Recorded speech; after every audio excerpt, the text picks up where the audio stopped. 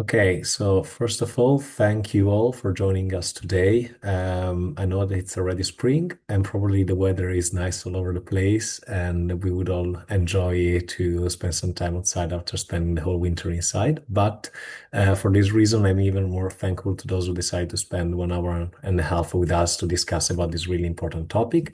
My name is Francesco Vecchi. I'm the Civic coordinator at Eumans, a pan-European movement by popular initiative, and I'm extremely pleased to welcome you to the second webinar of our cycle, Is Your Digital Identity Really Yours? Today, we will speak of the European Digital Identity Wallet. I would ask kindly Stefano if he can move the slide. As I mentioned at the beginning, this webinar is part of a series of 6 webinars that we are organizing from March until October. But for the summer break, they will be taken on a monthly basis. The idea is not only to discuss about the topics that are affecting our campaign for democratic use of technology and the deployment of technologies to strengthen civic participation all over Europe, but in general, we believe that these topics, the topics related to the impact of technology on democracy, are extremely popular, yet are extremely important, yet they are still considered niche. And most people don't even have any idea on how technologies are already widely impacting the way they experience democracy and their democratic life. Therefore, we organized these 6 webinars. Today is the second. As I said at the beginning, the focus will be on the European Digital Identity Wallet, which will be hopefully soon a reality and delivered by the European Commission. In general, we believe that having a European public system for your digital identity would be extremely important to give access to anyone and to facilitate the interoperability of the platforms through which we already can participate online. There are plenty of opportunities in these regards. I know that Genesio Sabatino, who will be the moderator for today's session, will delve deeper into this. But in general, I think it's important that we realize that having a public system, such as the European Digital Identity Wallet, will definitely reduce the access barrier to having this kind of services, which is the case still for many European countries where these services are provided by private entities. That said, I'm extremely happy to leave the floor to Genesio. Just let me give a very quick overview of today's agenda. After the brief introduction of first of all, there will be an icebreaker with Antonio. It's supposed to this icebreaker is supposed to make us face some questions and especially some assumptions that we might have and reflect on how we experience some parts of our experience online.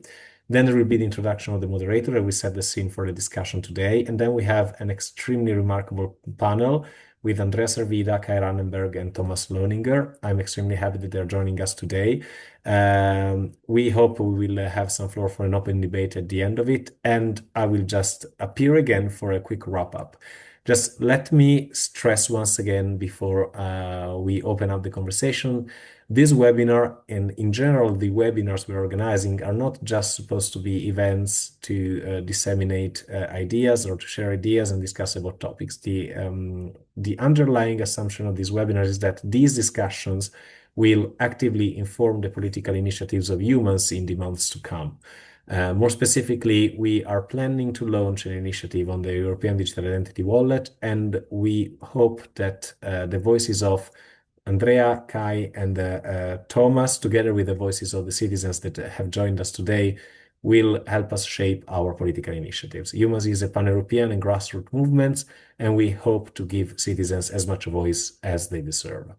That said, again, I'll leave the floor to Antonio, who will start with the icebreaker. Okay. Good afternoon, everybody. Thank you for joining us tonight to speak about digital identities. I have prepared for us a quick icebreaker. Then, exactly as Francesco said, we will answer to some questions, and we will see how European sample answer to the same question that I will be giving to you. And so for this little game, just to say, I I've shared the link in the chat, but now I'm also sharing my screen in order to see the QR code. Okay. If you have correctly use the QR code, you will see the same the same picture on your phone. If you're using the another personal computer, is the same. But I will wait for the participant.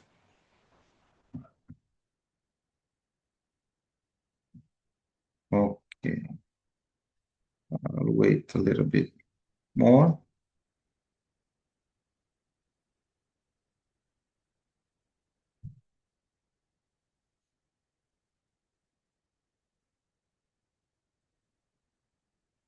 Okay, I see we have 13 now. I'm waiting a little bit more. In fact, Antonio, I think that there are some double participants on Zoom, so I think you can proceed if you are 13 and Okay, 11. okay, perfect. Then, let's see the first question. This question is just to test your literature about the digital identity. In fact, I've prepared this question. We don't have an European answer for the question, but it's just for us as an initial icebreaker to get to know each other and see what's the level of knowledge in the audience in order to speak accordingly during this evening. So we are out responding now. It's 6 out of 14. We'll wait a little more.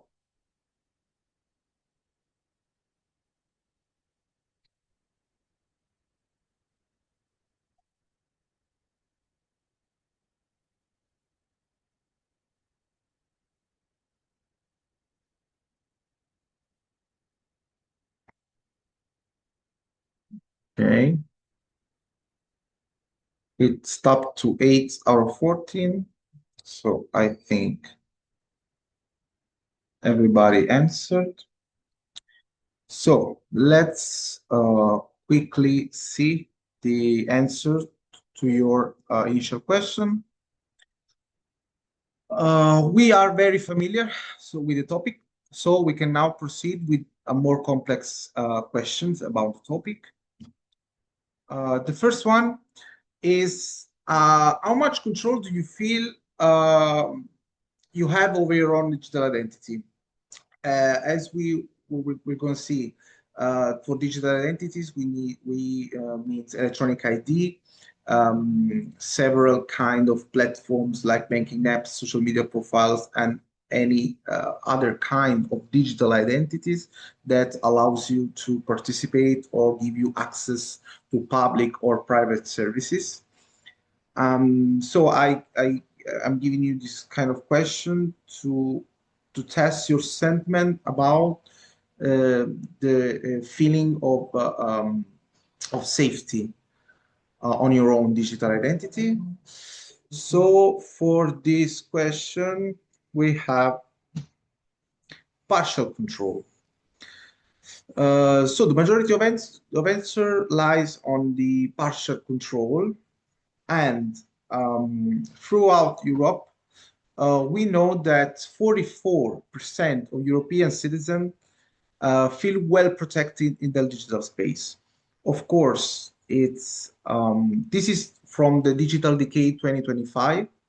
It's a survey that the European I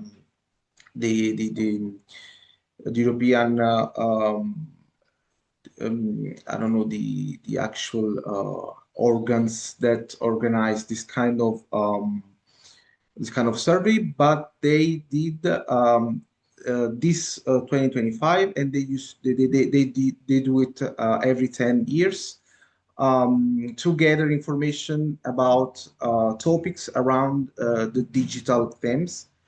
And for this question, they found out that 44% of the European um, respondents to the sample said that they feel protected. Of course, it's a very it's it's not a terrible number, but it can be better. It's below the 50%. So we will see in the next decade if something changed. Then the next question is who should manage your digital identity to guarantee your voting rights? As you can see here, I give the report gave different kind of answer from public administration that of course includes the actual the national states and the European organs, then private company, and it also includes another kind of private company that is the big tech, because they are nowadays the main shareholders of our digital identity. So they decided to put in a different kind of answer rather than general private company. That could be other local private company. So I can see you are still answering. We'll wait just a little bit more. Okay, of course. Um, we have a total majority of answer on the public administration choice. And of course, it's reflected on the Europeans' respondents with, of course, not a majority, not a unanimous answer like we did today, because we are more sensitive about this kind of intervention of European organs. But of course, there's a strong positive attitude towards the public authorities shaping the development of artificial intelligence, digital technologies, and of course, digital identities. Then another question is about the essentiality and the importance of the digital identity for voting or participating in democracy by 2030. Um, so they made this question in a different form, but they actually said, do you think it will be very important by 2030 to have a digital identity to vote and participate in democracy? And I'm still waiting for a couple of answers. Okay, now I think we are full. And we have a majority of answers on the yes, absolutely. But then some no and maybe. So, of course, we tend to be positive about the development of this kind of technology for the participation in democracy by 2030, but there are some, actually, there are some people who thinks that it won't be enough the development for the by the 2030, as someone who said maybe. And actually, it reflects the European sentiment, since they say that 3 out of 4 Europeans believe that by 2030, digital technology will be important for engaging any kind of democratic aspects of life, such, of course, voting or searching for reliable information. And this is the last question. This is very interesting because we have it's something that I thought it was kind of obvious, but then I tested with other people and I found out it's not that obvious. And this is, and that do you know that the rights you have offline, like privacy or non-discrimination, the same kind of rights you have when you fill a paper module, or you have to um, you have to respect when you are um, for an employee to to find new candidates for a company. Do you know there are the same online? And the answer is yes, I knew it, but then we had a lot of no, I thought it was free zone online, partially applicable, and vaguely not sure. So we have a lot to do to talk about the importance of the reflection of the same rights that you have offline on the online activities that nowadays are always rising. And it kind of reflects the European answers since it's almost 60% of European citizens that are aware that the rights they have offline should also be respected online. Again, it's not a terrible number as the first statistics we presented, but then it's a number that we imperatively have to rise. It's a number that it's not a good thing, and I think that a lot can be done in this kind of campaign for sensibility. So thank you again, and I leave you to Genesio and the other speaker, and I hope you enjoy this little icebreaker. Thank you again. Thank you very much, Antonio. I think it was really helpful to set the scene. I just see a question in the chat, so I encourage everyone who has a question either to write it in the chat, and we will keep the Q&A session for the after the first round of discussions between the main speakers. Or in case you want to raise a question directly, you can of course raise your hand after the speakers have finished the first round. We will open the floor for an open debate. So in general, I would like to proceed with the discussion and then we will open the floor for the debate, just as housekeeping rules, but I'm happy to give the floor to Genesio. Thank you, Francesco. Thank you, Antonio. I remember that at the end we will have a Q&A session, so we'll ask you to to have the questions at the end of the speaker session. So I am Genesio di Sabatino. I am a freelancer who deals with cybersecurity and digital rights, and I will be the moderator for the for this webinar.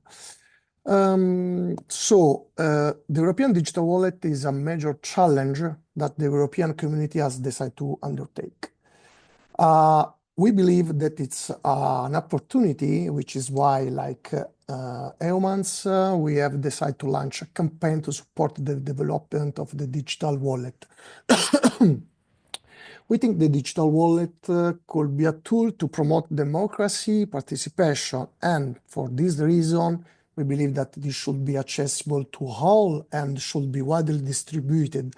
So it's really important that the digital wallet will be used to many people as possible. Because this is really important and because we believe that there will be an engagement for the democracy and the public participation of the citizen. So what we consider the goal for the for the digital wallet? For sure, to access to a trusted digital identity for all the European citizen and for the resident in Europe people. Store and share identity attributes. So we have to imagine the digital wallet like a container where inside there are a lot of kind of different attributes. So these attributes could be, for example, date of birth, could be health insurance card, could be electronic signature. So this is a very flexible architecture that we can use for many different kind of attributes. One of the most important goals of the digital wallet is to point the data privacy under the user control. So the user must have the control of data that they are managing on online life, the digital life. Another important thing for sure is the digital sovereignty, because today we know every day that the ID services is under the control of the big tech private companies. We think that this is a huge problem that must be solved. So a platform that it's a European platform could be a solution for this. So why we are here? What we can do to, like citizen? For sure, we can promote action to ensure the widespread adoption of the European digital wallet. We can promote action to access to the European Citizen Initiative platform with the European digital wallet.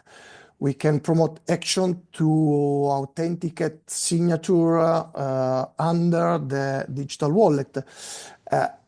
One of the important things that we are here tonight to collect the ideas that come from everyone. This is really important. So I remember that at the end we will have a session with a Q&A session where you can use the chat to enter the question to ask our speakers, so we can amplify the debate about these arguments.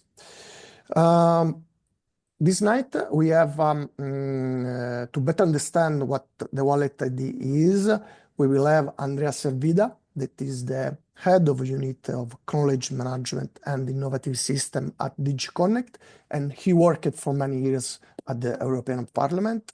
And I apologize in advance for my pronunciation. We will have Kai Rannenberg, that is a chair for mobile business multilateral security at Goethe University. And we will have Thomas Loninger, that is executive director for digital rights at epicenter.works.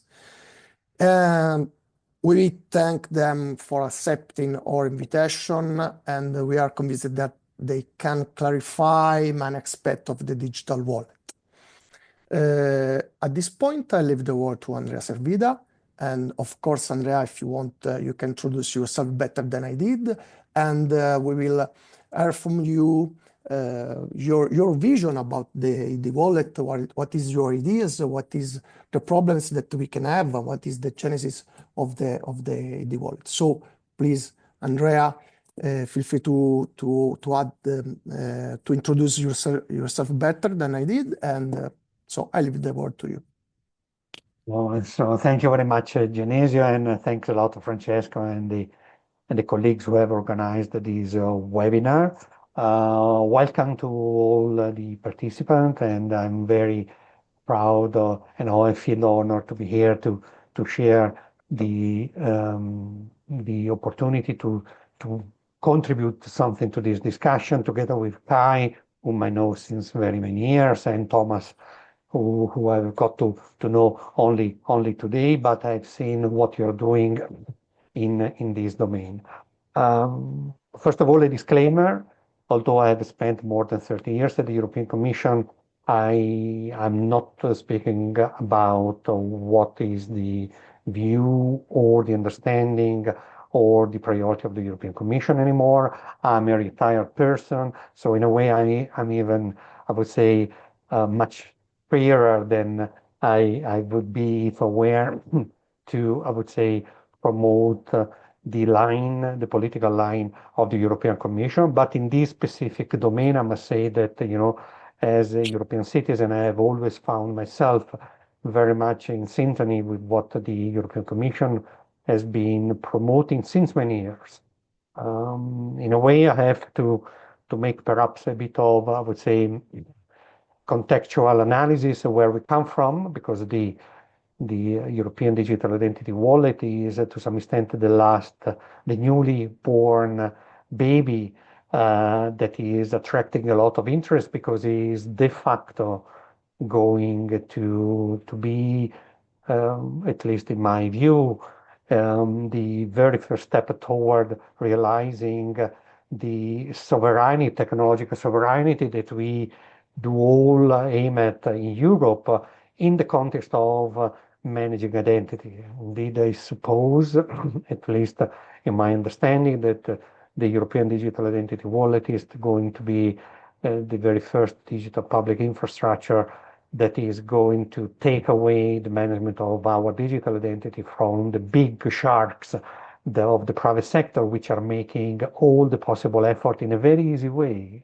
and captive way, to make our identity to be owned by them and managed by them.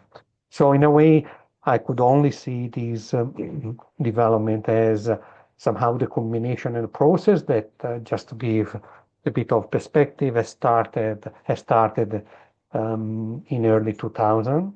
I remember that the first technical discussions that were organized by the European Commission to facilitate the digital access to public services cross-border by relying on some sort of shared protocol to make electronic authentication credentials being used at the national level to be interoperable and recognized at the cross-border level. It goes back as far as 2004. It was my then colleague Paul Timmers, who was then my director when I managed the EDAS task force for electronic identity, that convened the member states to discuss how to get about this problem.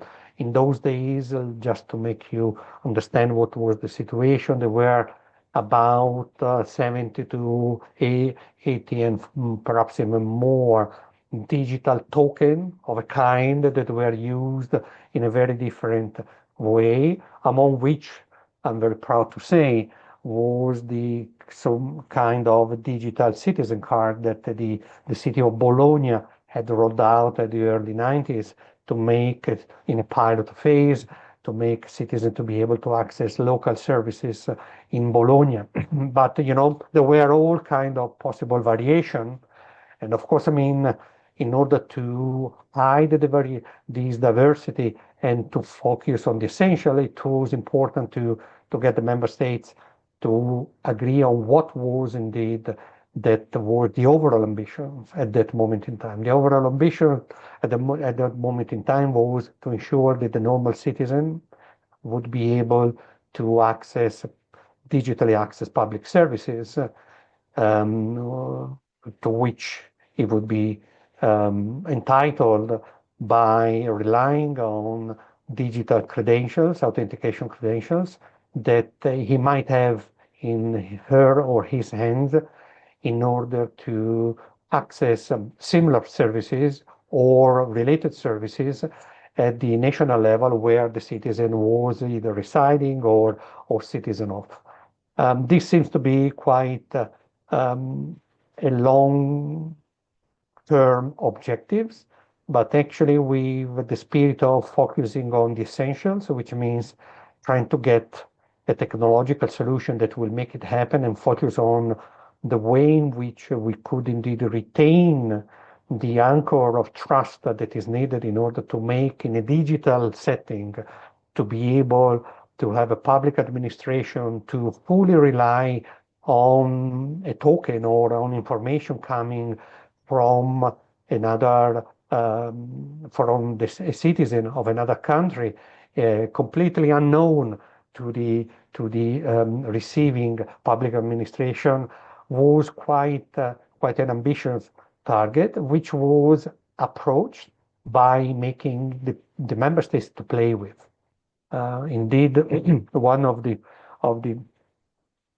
many lessons that I have learned at the commissions is that whether we like it or not, we are a union, but a union of 27 now member states, where the level of trust between member states is not as the one that you may believe it is in a family, which should be somehow managing the wealth, the well-being, and the rights and obligation of the citizen of European Union that are more than 470 million.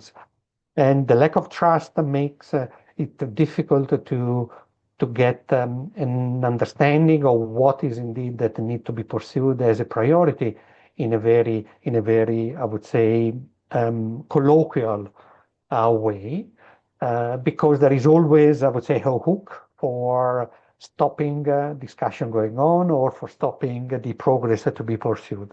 And the very idea that was put forward in those days was, okay, let's play with it and let's launch a project, an interoperability project that will make it possible to demonstrate whether there is a technical solution that could somehow retain the, I would say, trustworthiness of credentials issued in the member states and be disregarding what the identification system would be, whether it is related to access services to a bank, as it is normally the case in the north of Europe, or is related to identity card or social security card or citizen card or whatever social or whatever type of I would say credential, but provided that certain level of assurance, security assurance could be put in the way in which the credentials are generated, then there might be a way to exchange these credentials for the purpose of handshaking the user, so the citizen, with public administration in another member state that doesn't necessarily know the person, the user, the citizen that he was going to knock at the door to get access to services. Of course, this was the project Stork, then we had the Stork 2, then we had, at the end of 2012, the realization that indeed technically things could be done. Of course, technology is not always the only aspect of a solution. We needed also some clear regulation or some clear rules on the way in which the trustworthiness and assurance of the credential could somehow be vetted, so to make sure that all the member states would indeed acknowledge in a way the possibility of and the opportunity to rely on such credentials for the purpose of engaging with a person that would only be digitally represented in the way in which the handshaking will be happening. And this is what indeed led to the realization that indeed, because of the technical solution that was demonstrated by Stork, even with, I would say, interesting use cases that were very much, I would say, at the front area of what is indeed now happening as I would say, somehow active discussion at the European Union. So how to provide, I would say, how to make sure that pupils will be able to access services that are directed to them, like chat for elementary students or whatever social or for teens, with the prior agreement of their parents. And this is something that was demonstrated already in those years. Now we are in a completely different setting. We are in the setting where after the technical compatibility and technical feasibility of the interoperable solution, the framework to manage the technology was set up in the first proposal for the others regulation, which was indeed tabled into 2012 and was finalized in 2014. And I was myself, despite being an engineer, in charge of the preparation of the proposal with a very interdisciplinary teams of lawyers, technologists, economic scientists, and more, in order to understand exactly what would have been the right language to be used in order to bridge the gap between what very often seems to be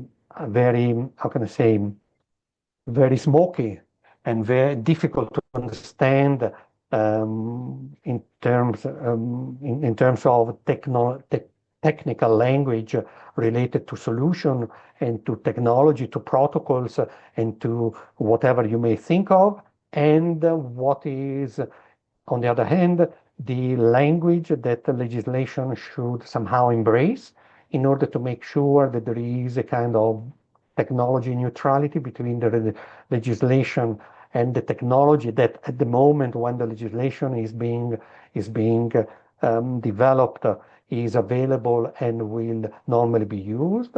But even more importantly, to make sure that the technology will understand what indeed that may or may not be doing in order to secure the matching, or I would say the satisfaction of the principles and the rules that the legislation may set. And this was the overall process of the others legislation, of the negotiation of the others legislation, which led to the first legislation, which is now superseded by the amendment that were tabled in 2020, which were adopted at the end of 2024.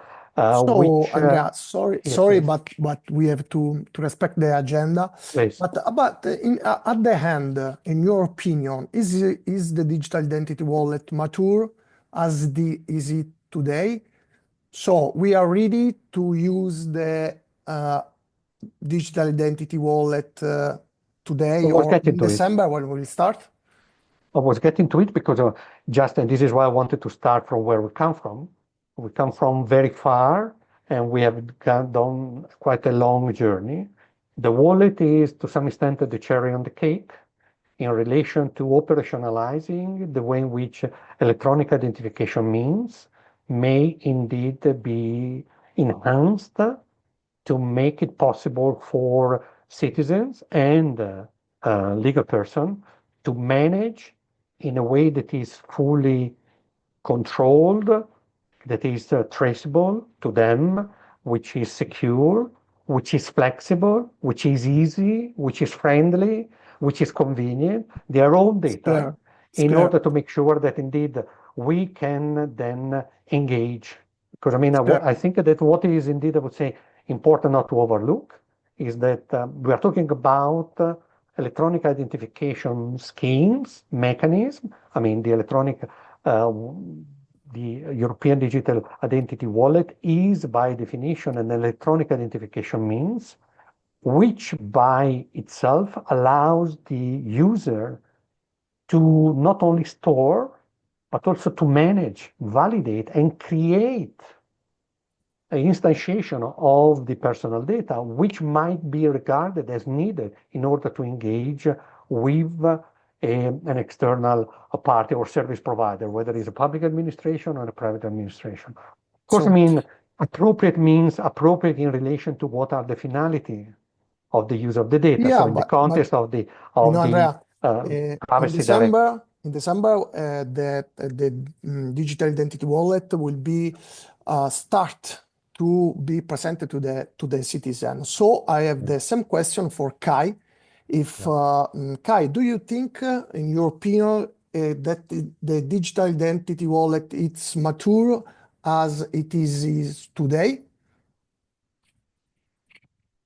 Kai, it's the question. Very good question. And let me come up with 2 points here that I think are very important. There is not the digital wallet. And that's something I learned from Andrea Servida some years ago when I said, I want better technology for the EID wallet. And they said, yes. And please, Andrea, you need to implement this as a commission. And he said, you can ask for everything. And I may even understand what you want. And Andrea did understand what I wanted. But it's an exercise of so and so many member states because the implementation is happening by the member states. And this is something we should be aware. We will not have one digital wallet for Europe and not implemented by the Commission. We will have it by the member states for their citizens, maybe one per country, maybe several per country. I don't think we will have very many being rolling out end of this year because simply there is so much delay. Thomas can tell us something about the agreement procedures and so on. And I must say, I'm rather okay with the wallet coming a bit later if it is of good quality than having it pushed through in inferior quality just to make a certain deadline of this November or so. I think that's core and essential elements here. So I think we have a very mature concept in terms of the vision. And we have about 25 implementing acts. Thomas Loninger knows in more detail how many of them exist and how many of them are already fully negotiated and how many not.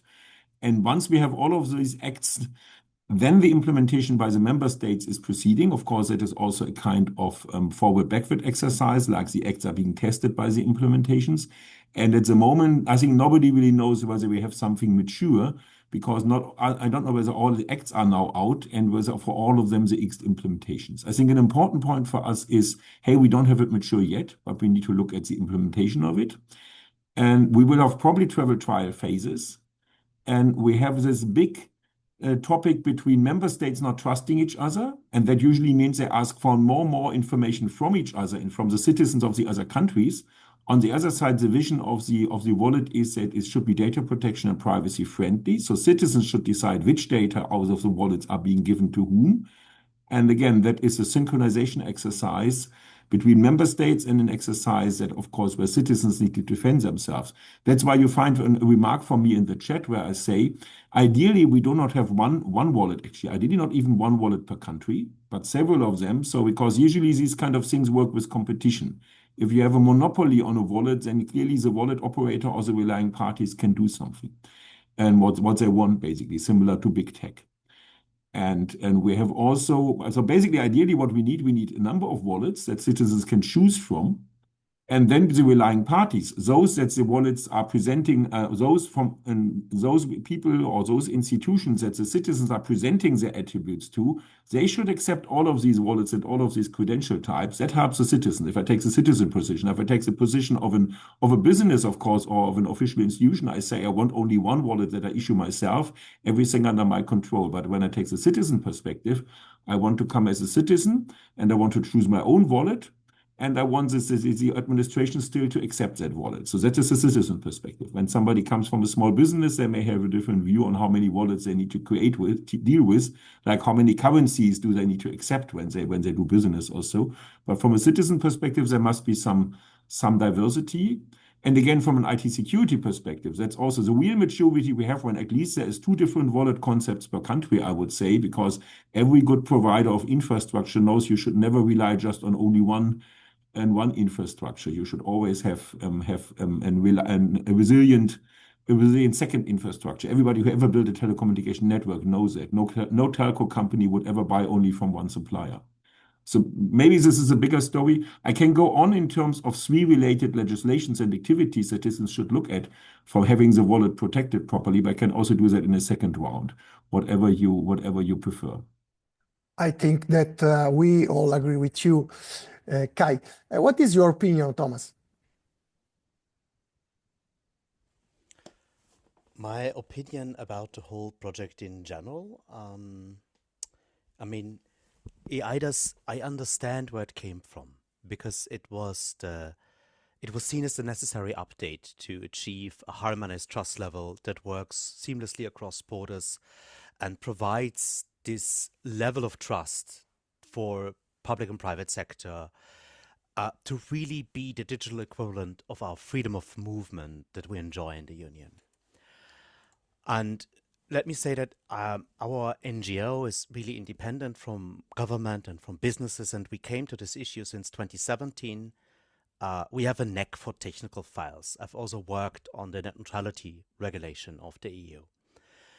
And since 2017, digital identity was an issue. Since EUDIW came out, we were working on it, always being very clear on the risks and opportunities, because both are really, really high in this. This infrastructure could enable so much economic growth, so much accessibility to government services, to private sector services, increase trust both in the offline as well as in the online world. You could extend this list, and politicians are far better at making these promises. But as a privacy advocate, I also have to look at the risks, and the risks are equally enormous. In reality, once we roll out an infrastructure that allows the identification and the verification of arbitrary attributes about a person in all situations online and in offline physical proximity, of course you allow an unprecedented level of tracking, of control, of over-identification, over-asking, and we as a human rights organization have to be very clear about these 2 things and try to put as many safeguards into the law as possible. And I'm the first to be realistic also about our own shortcomings. There are parts of EIDAS that I'm truly happy about. For example, the non-discrimination provision that protects people who are unable to use this technology because they're simply, my grandmother will never be able to use this. At least she shouldn't, because she is really not the semester, almost 90 years old, that could operate such a digital identity safely and in sole control as the law foresees. There are also people with disabilities that might not be able to use this. There are people who simply choose not to use the system, and that also needs to be okay, and it's their right to remain analog.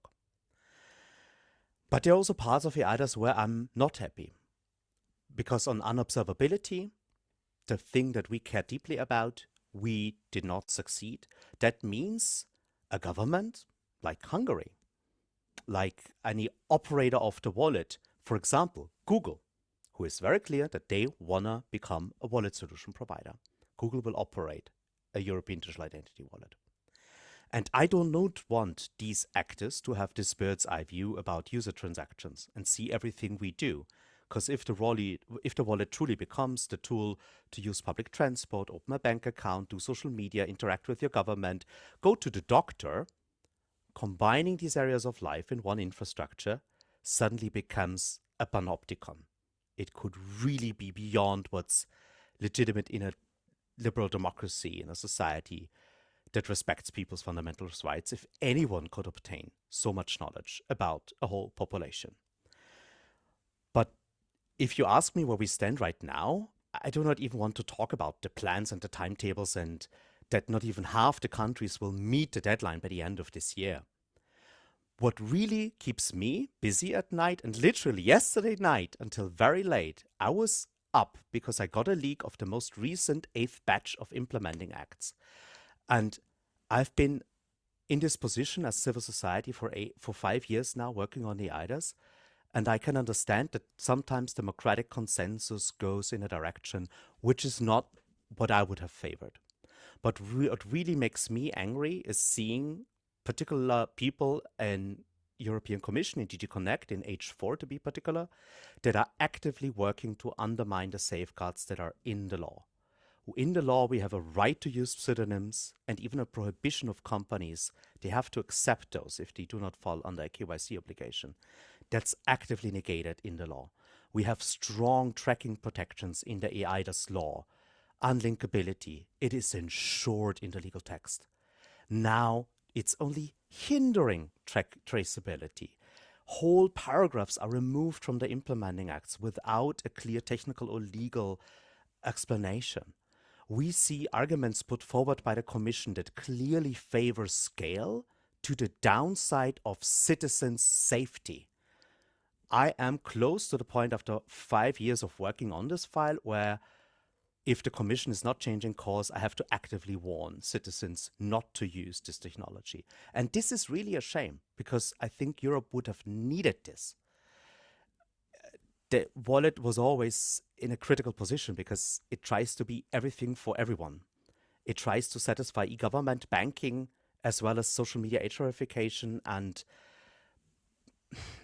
public transport. This was already a very difficult task, but I would have believed it's possible.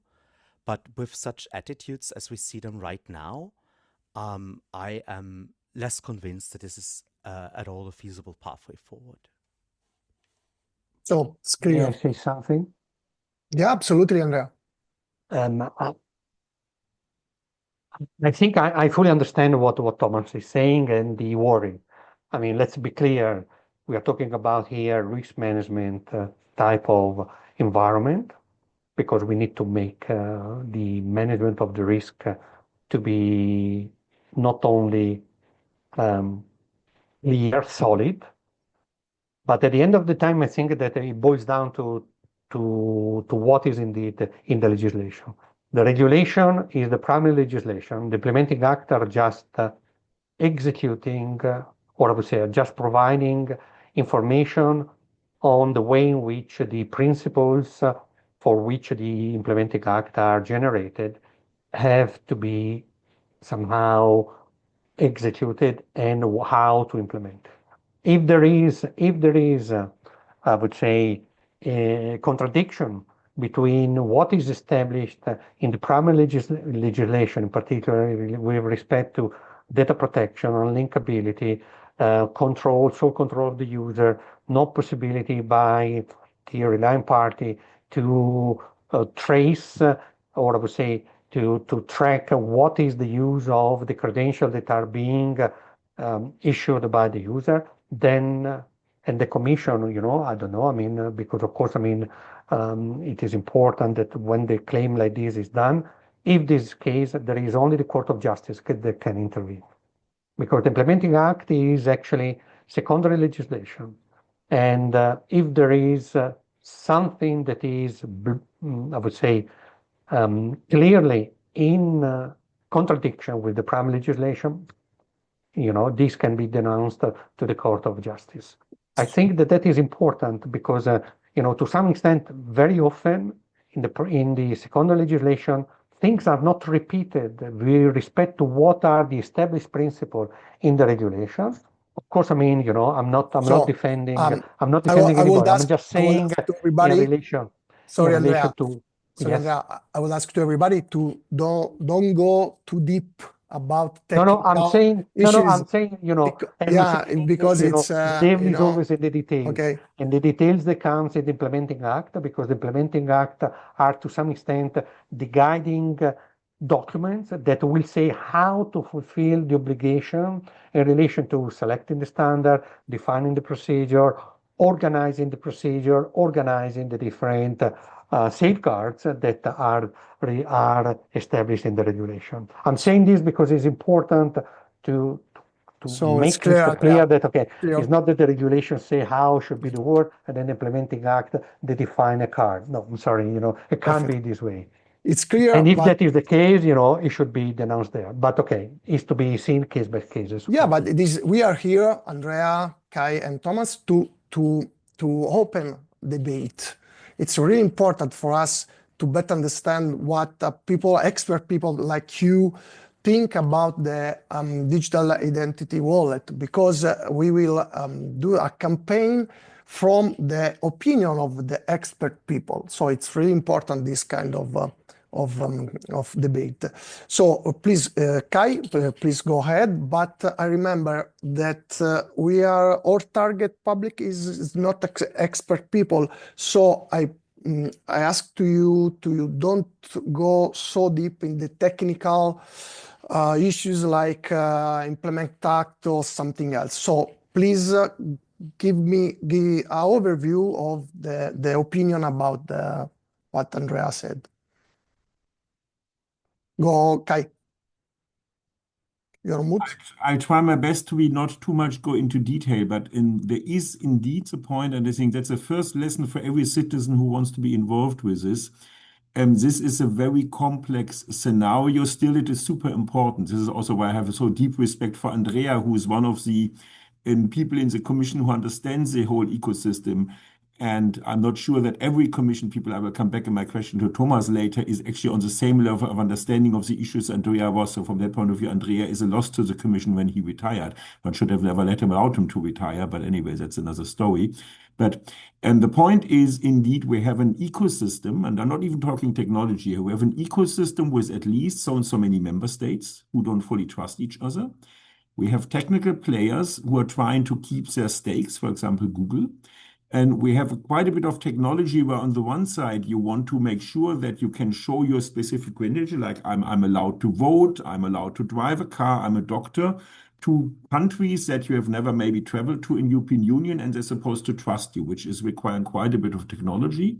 And we want to make sure this is all not ending up in a big panopticon, as Thomas said, which means on the one side, there must be very secure credentials. On the other side, we should not have a global or European-wide tracking and tracing of everything. Actually, if you would just remove all of the data protection, all of the credential delivery would be easy, which is why I know there is some member states' temptation to say, let's get rid of data protection, then we have a central database of all of that, and then we can easily have everything settled in a very secure way for those people who read the certificates. But that would be a disaster for citizens, and that's why we need the wallet in the complexity as it is. And there is not so many people who can look at all the 25 implementing acts. Where actually a single wrong implementing act or a single implementing act doing something in the wrong direction can kill all of the good efforts of the 24 other implementing acts in practical implementations. That's simply how the data flow works there, because sometimes we have to deal with confidentiality. I'm observing this now for 20 years as a researcher, and also for the Council of European Professional Informatics Societies, that are the national societies of the informatics specialists, and they have a Brussels umbrella, which is CIPES, and we're looking at that and trying to give advice. And we're all volunteers, and even we cannot follow all of the 25 implementing acts. Actually, Thomas at the moment is the only one that I know who has at one side the expertise, and on the other side the time somehow to look into 25 implementing acts at the same time, or how many there are at the same time, and to get somehow a leak to read what's going on, because this infrastructure is not even publicly publicly managed and negotiated in all details. And the first thing that we would need is actually we would need 3 or 4 Thomases, and with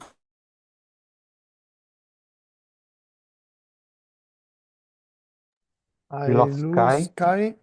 We lost Sky. So at this point, Thomas, we want to know your opinion too. Yeah.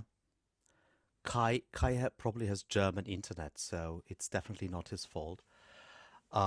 Again, I've worked on net neutrality before, so allow me this joke. And yeah, I would also like to not go too much into detail. And Andrea, I completely agree with you on the hierarchy of laws, and all of that, of course, can also be challenged to the ECJ. My organization has brought the Data Retention Directive in front of the ECJ, which was the first EU law, the first directive ever to be completely annulled. So I know about the proceedings, and I highly value and treasure them. This particular issue concerns the registration obligation that we have in EIDAS. And that's in there for a reason. If you ask information from the wallet, you need to register your use case. And that is an obligation for both private and public entities. And it's in there for a reason, because it might be important to stress that different from any personal information you enter into a paper form or into a web form, the EIDAS ecosystem actually holds often government issued or issued by another trusted authority like your university, personal information about you that's also cryptographically verified. So you can check even afterwards and as a third party that this is correct information that's issued about this person by this government or other trusted entity. That is far more valuable and therefore requires higher safeguards. That was the logic. This registration obligation is in the law, and of course it also contains a prohibition for any relying party to ask more than what's in their registration. The lawmakers added this on top of the GDPR in order to protect citizens against over-asking of their information, to limit what can be asked from them to what's proportionate and in a transparent registry. The problem was introduced when the Commission 2025 decided to make the registration certificates optional. These certificates are the central piece of the puzzle that allow the wallet to warn the user if they receive a request for their information that's actually illegally brought, that's going beyond the registration.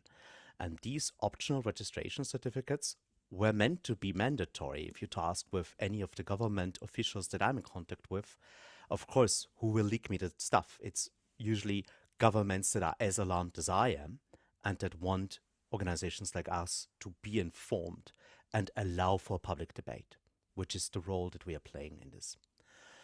Vital for democracy, I think. And the problem is that now, very close to the deadline, with just a few months away, this issue has not just not been corrected, it had actually been deteriorated.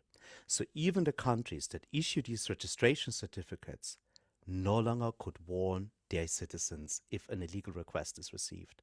And thereby, the essence of the trust, the promise, so to say, that this is an infrastructure you can trust with your most valuable data, that promise is broken. That's why I'm so angry, so to say, and I'm sorry that you get to meet me on a day where this is so urgent for me, since just yesterday I received this new text. And yeah, next comitology is 6th of May. I hope that these problems will be rectified. But this is where we are right now. I do believe that it is not wise for the Commission to go down that path, because my main argument was always, if we want EUDIW wallet to become successful, it can only be that if it gains the trust of the wider public.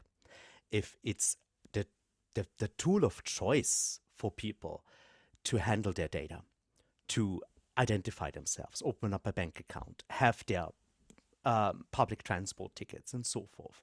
All of these use cases, particularly the medical ones that will be in front of us thanks to the European Health Data Space, all of these things rely on people's trust. And this is always the scarcest resource.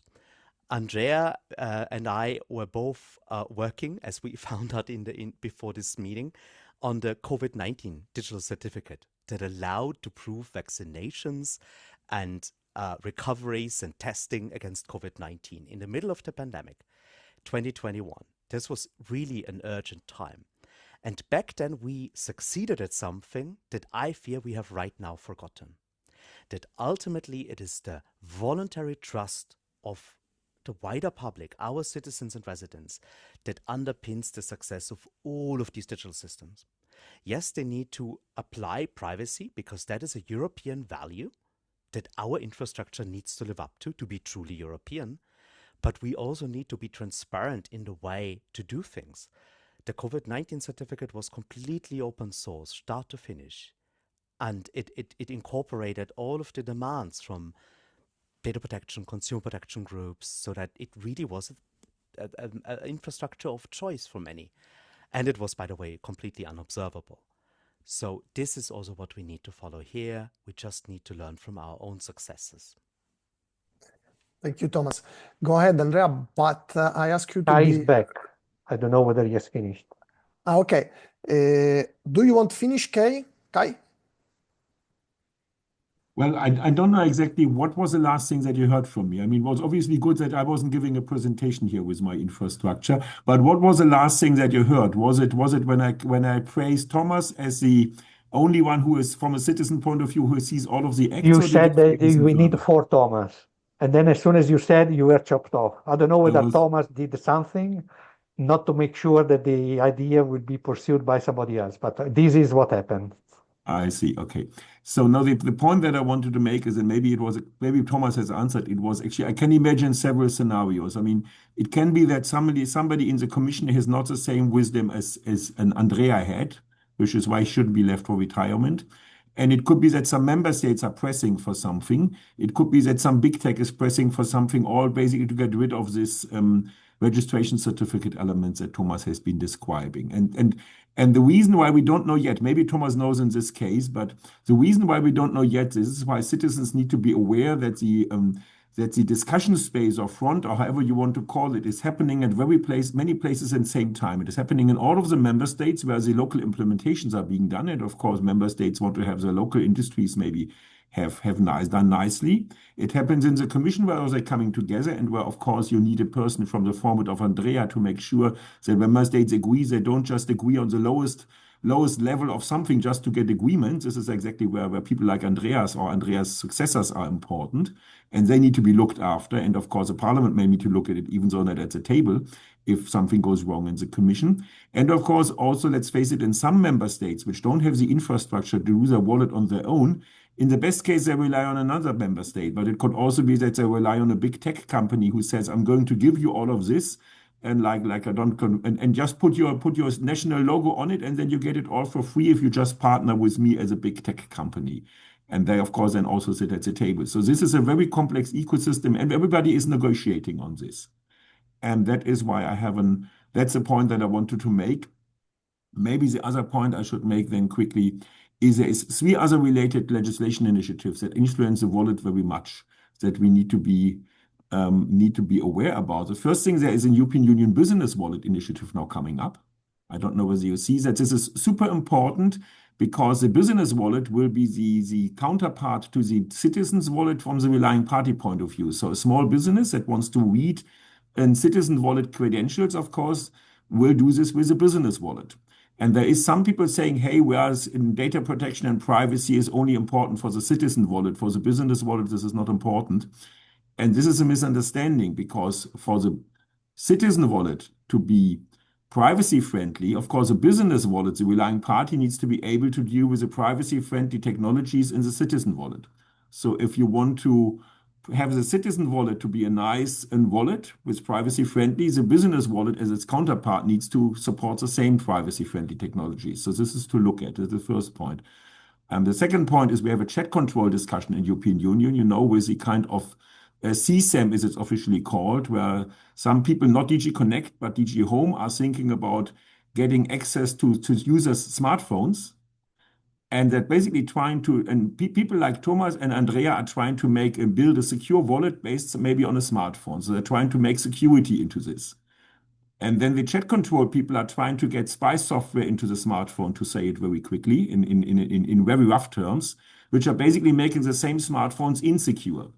So in a way, Thomas and Andrea are building a ship, and DG Connect is building a ship, and DG Home is putting holes into the ship, and when it comes to the security of the device.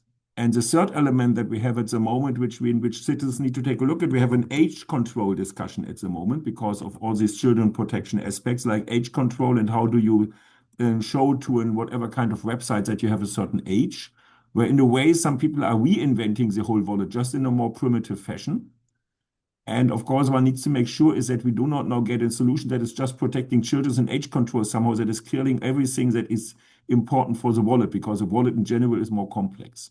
And the third element I want to mention, because next week, I think maybe important for citizens, the LIBE committee of the European Parliament is having a hearing on age control and hearing some experts on the whole matter. I was also invited. I will try to make that connection. We'll say, hey, age control should not kill the wallet and should not kill privacy protection. And you need to find a way to protect children in a way without not killing all the privacy in the wallet. So the wallet, while it has some issues on its own that Thomas has been describing, is a ship in an ocean where 3 other ships are also flowing, which can, we have to make sure that they don't damage the wallet and ship in a way. And I hope that was not too technical, but this is the ocean in which we are swimming as citizens with a wallet. Thank you, Kai. It's very important. A lot of things to do, a lot of things to change, maybe. So, Andrea, do you want to close? No, I mean, I'm not sure I can close it. Once the chat control discussion is injected, No, what can I say? Don't start the chat control discussion, I tell you, please. in the 90s, we are actually fighting back to the US, who wanted to introduce a unique identifier in the chip to make things to be controlled from remote. That was the time of the Clipper chip policy, where they wanted to have a private key to be handed out to government in the US, despite the fact that applications were happening in Europe. And I was actually, as early as 8 months ago, sharing with a colleague who are now fighting the chat control initiative from the other church of member states, that it is law enforcement and interior services, the document that the Commission put forward in the late 90s on encrypted services and digital signature, which was the mother of the electronic signature directive of 99, because what was said there is valid now, but now we found ourselves on the other side. So the only thing that I wanted to say is this is something, I'm an engineer, so technology is due to fail. What I think, and people, unfortunately, are due to fail too. What I think is important is that we don't take this as an alibi not to do anything. Of course, I mean, discussions are very complicated, and sometimes rushing into solution just for sake of reaching an agreement, as Kai was characterizing, might be the temptation that indeed I would say is emerging when you see that you may have a very difficult discussion and the bosses are pressing you. But I hope that everybody, not just the Commission, but also the member states, because let's not forget, the member states are the ones that are ruling. If the member states are not agreeing on what is being put there, there is nothing that the Commission can do. nothing that the Commission can do. And of course, I mean, as I think Kai was saying, there might be corner in member states that may like to see, for whatever reason, things to go much faster and quicker and smooth in relation to what they may like to see as their margin for controls. Let's not forget, the wallet will be certified at the national level. That is something that I found astonishing, but I can imagine where it comes from, is the lack of trust. So I want to certify myself the wallet I may agree to be offered to my citizen, which is a nonsense because the regulation is about internal market.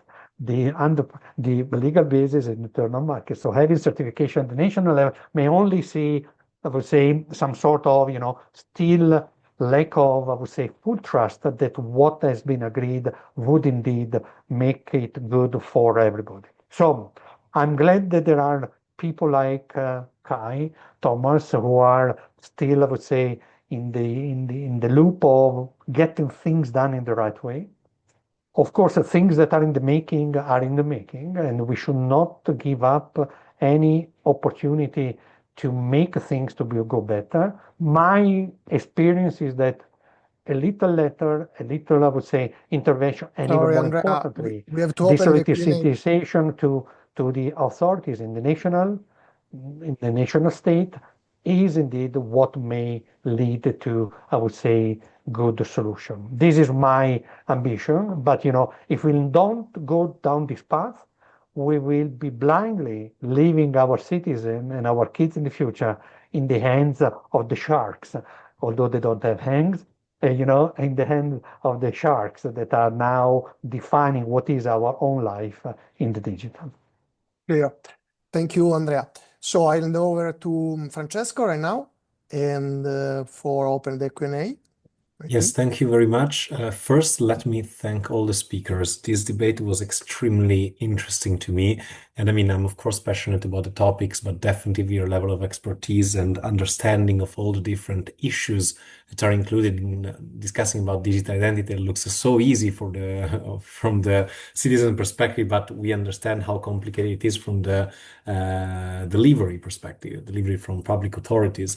It was indeed important to have this conversation because it helps me first and foremost, but I think it helps everyone in Eumans to understand how we can advocate for this to happen in a way, in a more conscious and aware way. So I have a few remarks, but I will leave them for my quick wrap up. I see that there were three main questions during the conversation. I will just read them out loud in order to, go faster with times. First, Barbara asks, she shares her concerns about the possible risks of manipulation in case the digital identity used in e-voting, and she wonders how can the system be guaranteed hacker-proof in your view.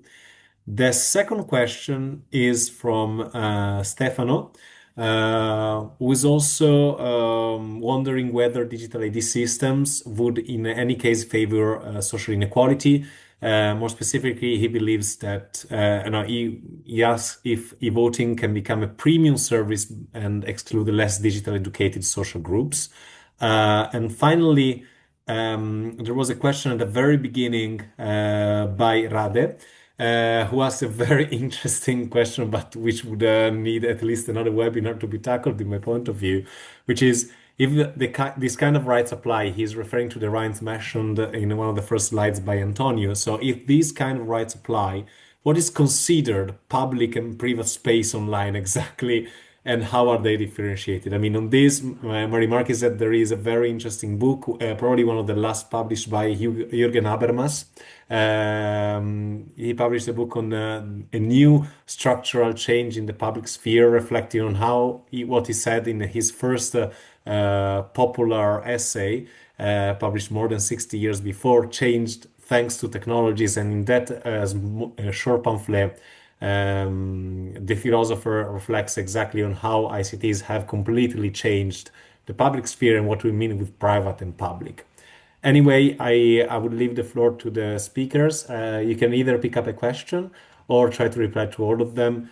Let's try to just be mindful of time so we have a few minutes for a quick wrap up. But I'm sure that you will have plenty of things to say on all the questions.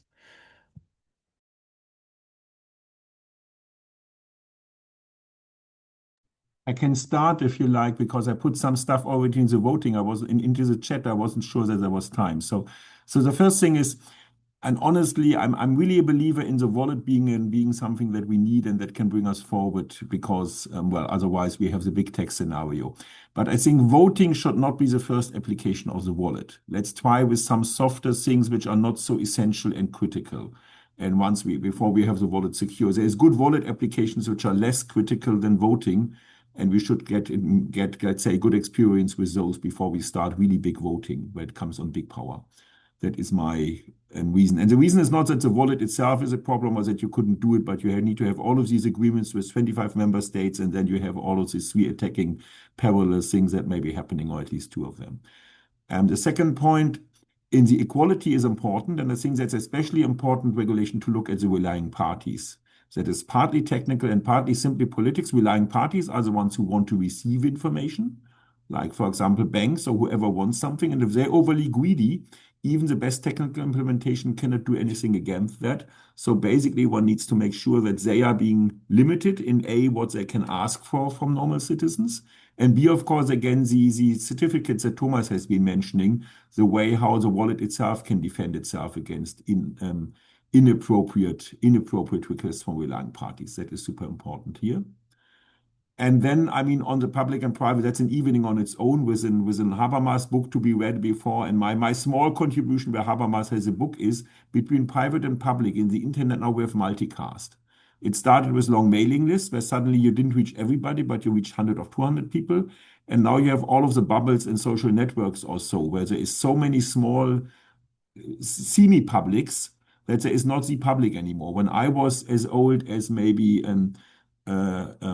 Stefano is, there was something like there were 3 TV programs, and they were defining to some degree what the public was discussing. This was the public.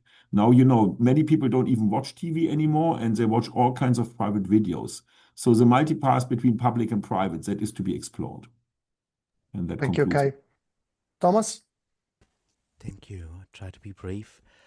On the voting and e-voting front, we really have to be clear about the use cases that we're talking about. If the wallet is meant as a way to log into the EU login portal to sign a European Citizen Initiative, yeah, I'm all for it. And I think actually that is already a way to sign and verify your age in this front. If we are talking about democratic elections that have a secret ballot, I would strongly urge against any form of e-voting, no matter if it is with the wallet or not, because the primary function of a democratic election is to create legitimacy. And that can never be achieved with electronic voting, because the majority of the public will simply not be able to observe or to understand the counting of the ballots. And we have seen over and over again where electronic voting was used, might it be in Brazil or in the US, that this opens the door for disputes which can rarely, if ever, be completely resolved. And so here it's one of these issues where we should really stick with paper, in my opinion. On the equality question, because that was also linked with the second one on e-voting, that would be prevented by the non-discrimination provision. So you could not refuse a public or private service, ask for a higher price, or discriminate in any form on the labor market because someone is not using the European Digital Identity Wallet. So that also means the common practice of incentivizing digital avenues to public services by making them cheaper would be outlawed. That means that my granny who cannot use the e-government ID is not asked to pay a higher price, which I think is a good thing.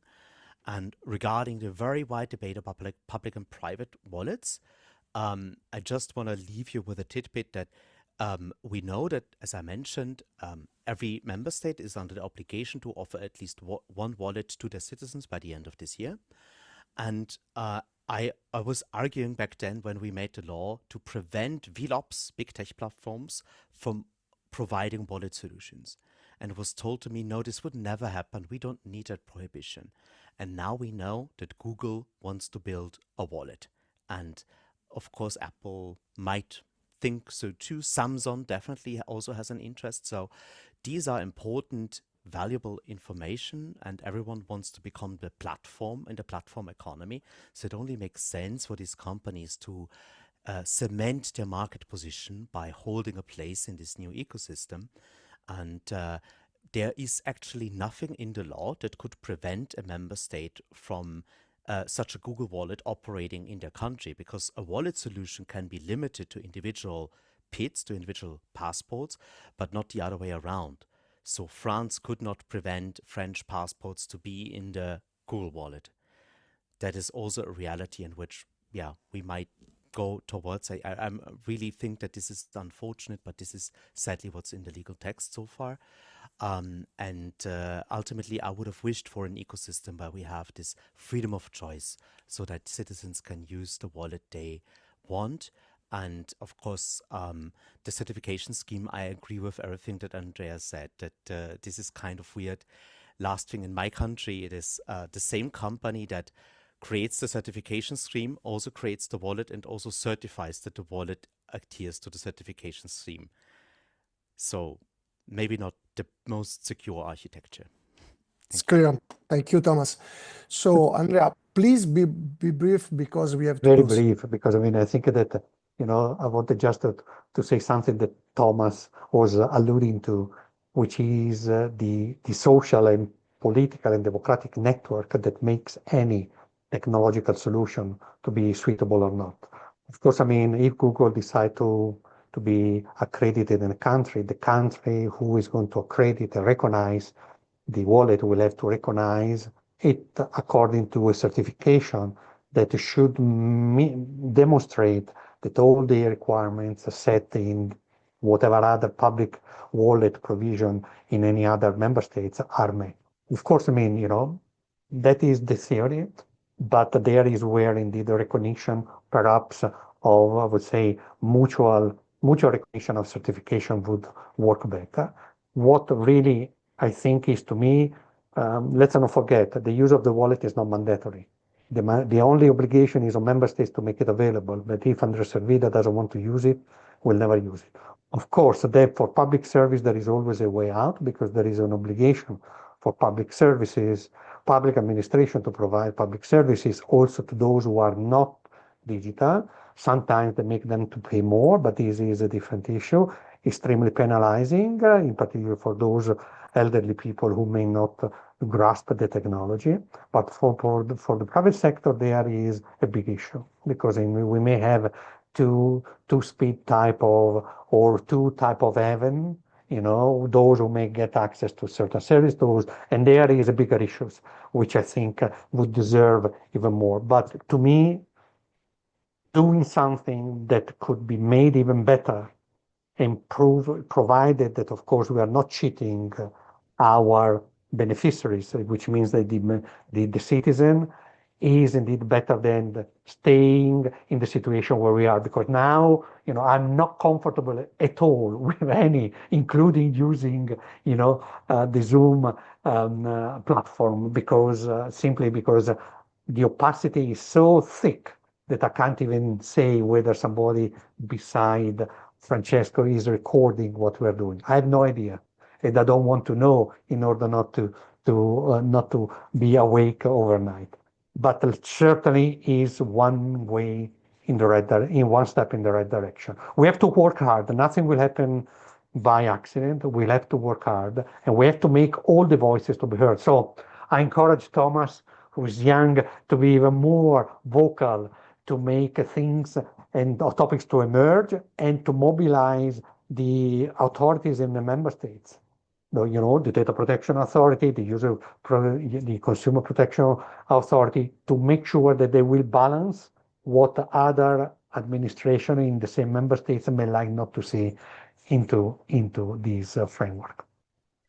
Thank you a lot, Andrea. And it was a pleasure to have you, Andrea, Thomas, and Kai to speak about this argument, because there are a lot of things to do. There are a lot of things to be debate more, probably. But at this point, I leave the word to Francesco for the wrap-up and the conclusion. Yes, thank you very much again. So many ideas.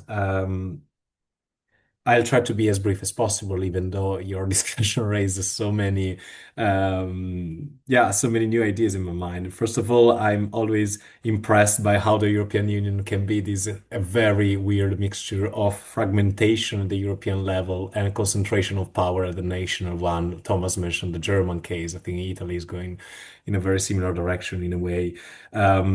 I do believe that in a context of fragmentation, may it be at the national level or at the European level, probably what humans should be focusing on is trying and advocating for something that is at least interoperable and at least easy to access for the users and for citizens. Another very interesting insight that was mentioned during the conversation was the difference between the EU law and then the implementing acts at the level of the member states. And if I may mention something that might look a bit far from this, but it's indeed the same dynamics, is one of the latest European Commission recommendations from 2023 on civil society that was implemented totally by just like 5 or 6 member states, partially by another 2 or 3, and then most of the member states are not implementing it at all. And that was in fact a very good piece of legislation, but this just witnesses of how weak sometimes the European institutions are whenever there is no support from member states. In fact, I also think that the advice of thinking of open letters or advocacy campaigns, not at the European level, but mostly at the member states level, this is extremely interesting for us. And there is, I think, a quite close use case that was the Fight Chat Control initiative, where there was this Danish person who created a system where anyone from all over Europe could send emails directly to all the MEPs of their countries to ask to fight against chat control. And I think that even setting up something like this could be completely in line with our scope as a pan-European movement by popular initiative. I would just like to say that indeed at Eumans we interpret democracy as an infrastructure, and the reason why I'm saying that is that there is no democracy if there is no checks and balances, even at the level of how you deploy the technology. If there is only one big player deploying the technologies, means that that player has a huge control on the rights of citizens. And again, if it were possible, having a scenario with a fragmented or at least, a diverse framework of different solutions in member states, but different solutions even within each member state, provided they are interoperable, that would probably make this digital identity wallet even more democratic in a broader way. That said, our mission now, and here I know that Genesio will help me do that, is to try and translate what you discussed today into concrete actionable points for a pan-European movement of popular initiative. So if Andrea, Thomas, and Kai would like to stay in touch with us, I think that your feedback on our proposals would be extremely precious and would help us propose something which is both in the right direction, because I think we all agree on what the right direction should be, but at the same time, concrete, technical, if it needs being, but also to the point of the state of the art and what can be changed. That said, thank you again to all of you, also to the participants. I know today there were not that many, but I really think that this webinar will be a milestone in our YouTube channel. And therefore, thanks again for participating and being there today. Thank you. Thank you. Thank you. Thank you, everybody. Thank you, everyone. Bye. you.